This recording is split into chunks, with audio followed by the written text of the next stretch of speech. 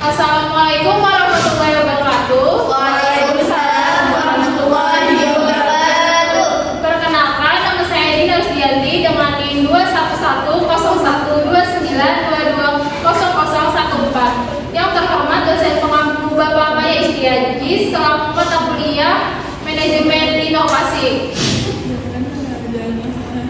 Kemudian bab satunya ada pendahuluan. Latar belakang masalah ini yaitu pandangan Ki Hajar Dewantara tentang arti pendidikan, pentingnya pendidikan dalam mengatasi masalah kebodohan dan kemiskinan, serta peran pemerintah dalam meningkatkan pendidikan. Selain itu disampaikan bahwa dalam pembelajaran biologi, khususnya sistem pernapasan, siswa menghadapi kesulitan karena persepsi mereka terhadap mata pelajaran ini sulit. Kesulitan tersebut dapat dipengaruhi oleh pendekatan pengajaran, buku pembelajaran, dan rendahnya minat siswa. Studi pendahuluan menunjukkan nilai formatif siswa pada materi sistem pernapasan cenderung rendah, dipengaruhi oleh kurangnya minat siswa dan kesulitan mengaitkan konsep.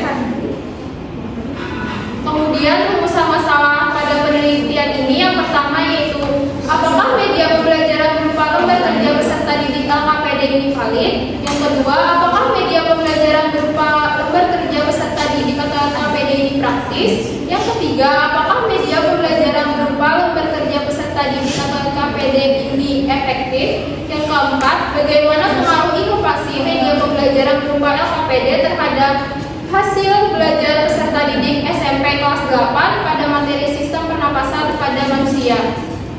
Kemudian ada tujuan penelitian ini yaitu yang pertama untuk mengetahui media pembelajaran berupa LKPD valid terhadap hasil belajar peserta didik tingkat SMP kelas 8 dalam materi sistem pernapasan pada manusia. Yang kedua, untuk mengetahui media pembelajaran berupa LKPD praktis terhadap hasil belajar peserta didik tingkat SMP kelas 8 dalam materi sistem pernapasan manusia. Kemudian yang ketiga, untuk mengetahui media pembelajaran berupa lembar kerja peserta didik atau LKPD efektif terhadap hasil belajar peserta didik tingkat SMP kelas 8 dalam materi sistem pernapasan pada manusia. Kemudian yang keempat, untuk mengetahui pengaruh inovasi media pembelajaran berupa LKPD terhadap hasil belajar peserta didik tingkat SMP kelas 8 dalam materi sistem pernapasan pada manusia.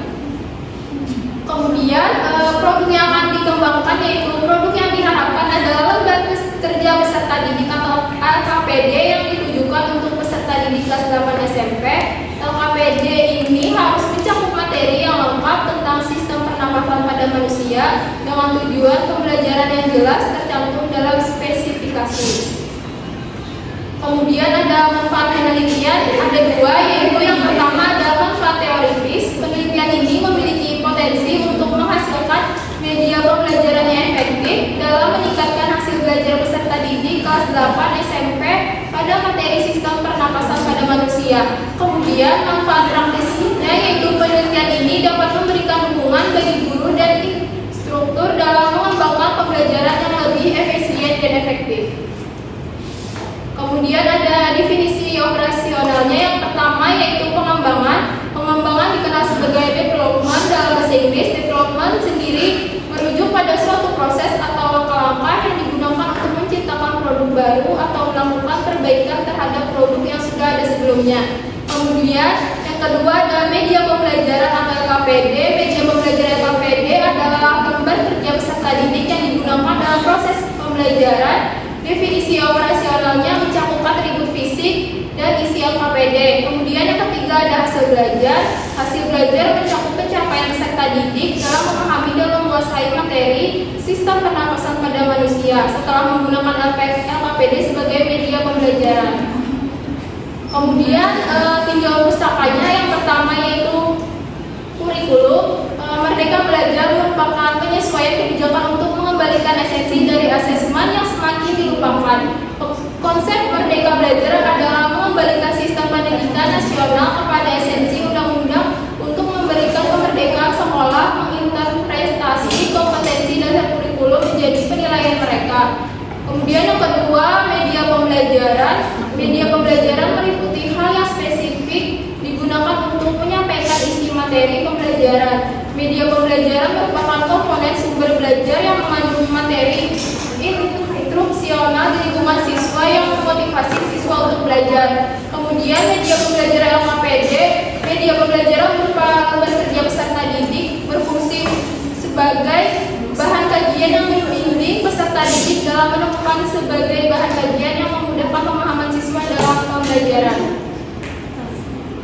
Kemudian tinjauan pustaka yang keempat yaitu sistem pernapasan, pembelajaran materi sistem pernapasan pada manusia untuk kelas 8 SMP kurikulum merdeka sebaiknya menggunakan media pembelajaran.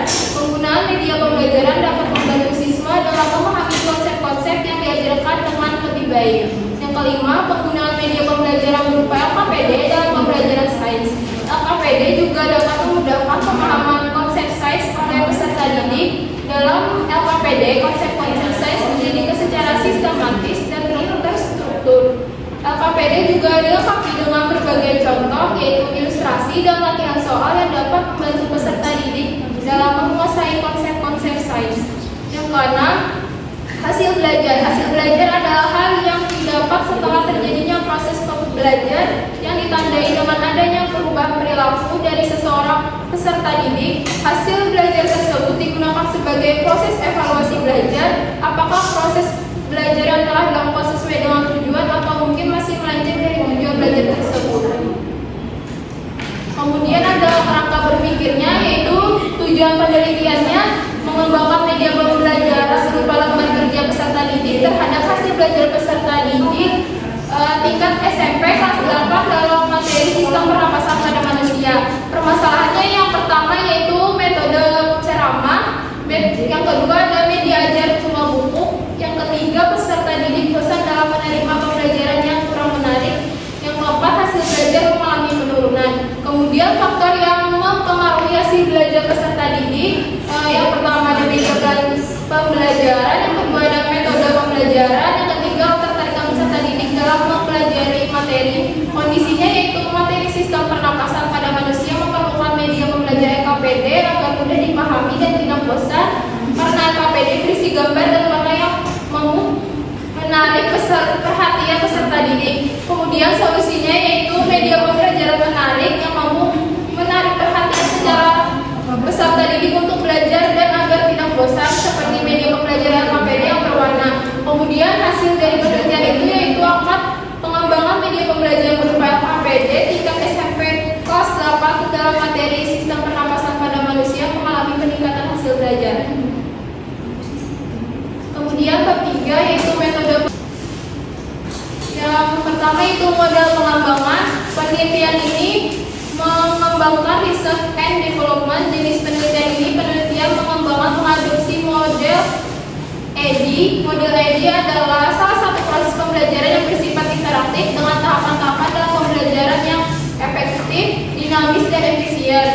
Desain penelitian EDI ini dengan menggunakan langkah sebagai berikut, yaitu yang pertama ada analisis, yang kedua ada perancangan, yang ketiga ada pengembangan, yang keempat ada implementasi, dan yang terakhir ada evaluasi. Kemudian selanjutnya ada berikut kerangka kerja dari desain penelitian model EDI dapat dilihat di slide.